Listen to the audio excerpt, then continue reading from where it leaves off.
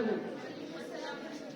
Distinguished guests, brothers and sisters, as we all are gathered here on this auspicious occasion of Siratul Nabi Sallallahu Alaihi Wasallam, I am honored that I got this opportunity to illuminate rights of women by Prophet Muhammad Sallallahu Alaihi Wasallam.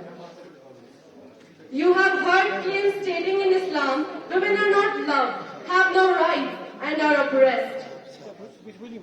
These may be some baseless things that are being said about Muslim women.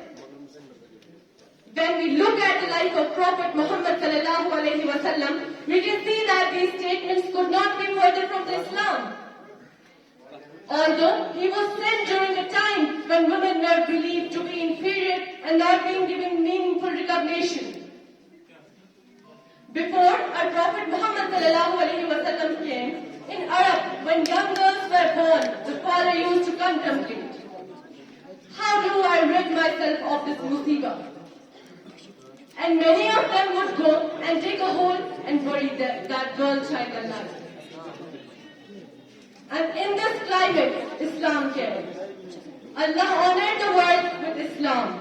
Prophet Muhammad Sallallahu Alaihi Wasallam emphasized people the value of daughters and said, whoever has a daughter and does not bury her alive, does not insult her, and does not favor his son over her, Allah will enter him into paradise.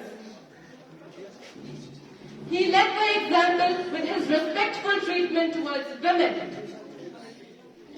He allowed women to engage in public roles. He allowed women to get educated and independent, and also allowed women to do business and trade. Prophet Muhammad Sallallahu Alaihi Wasallam encouraged women to get engaged in various professions while maintaining Islamic values and modesty. In the largest gathering of men during the last few months of the greatest men that ever walked on earth, Muhammad Sallallahu Alaihi Wasallam was about to deliver a speech. The speech was concise, the time was tight, the crowd was large, and all of the topics he chooses very few to address. One of them being the rights of women, where he said, وَاتَّقُوا اللَّهَ فِيهِ النِّسَاءِ, be aware of the rights of women. اتَّقُوا اللَّهَ فِيهِ النِّسَاءِ, be scared to fear from Allah's punishment. Had you oppressed any one of them, whether that woman is a daughter, is a sister, is a wife, or a mother, all categories, be aware. Islam honored every one of them. When it comes to a daughter, Rasulullah Sallallahu Alaihi Wasallam said, whoever was blessed, given decree to have girls, and who took care of them, these girls, you took care, you sheltered them, because of them, Allah will shelter you from hell. Allahu Akbar. The women not just inherit, they used to be the part of the inheritance. Do you know, on the day of judgment, that woman who is being oppressed, do you know who will be next to her? Do you know who will be next to her getting the rights that she deserved, but she didn't take it in dunya because that man, that individual oppressed her?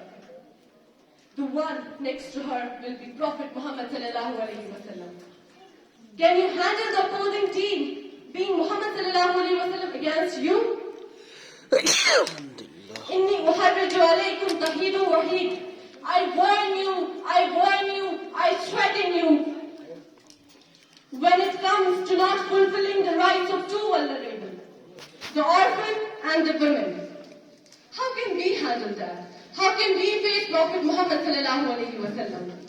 The Prophet Muhammad Sallallahu Alaihi Wasallam uplifted the status of women from that of being the property of society. Our Prophet Muhammad Sallallahu Alaihi Wasallam paid special attention to the women in the society who previously had been denied any rights, freedom, space. So my dear brothers and sisters, our Prophet Muhammad Sallallahu Alaihi Wasallam over 1400 years ago had already taught the world the value of women through Islam.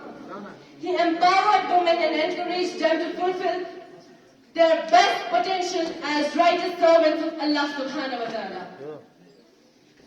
In this light, may we continue to be honor the women around us through the tradition of our beloved Prophet Muhammad sallallahu alaihi wasallam. May Allah forgive us and guide us to the straight path. Wa akhiru da'wana alhamdulillahi rabbil alamin.